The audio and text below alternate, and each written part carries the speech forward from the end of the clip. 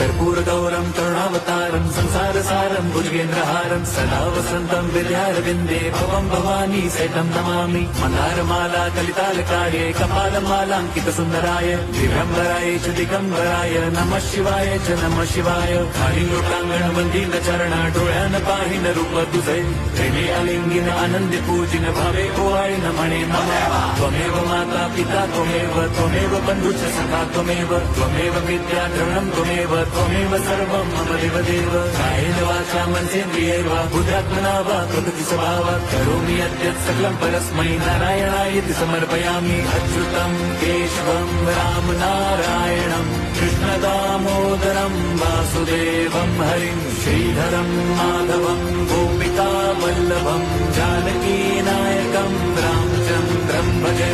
Hare Ram Ram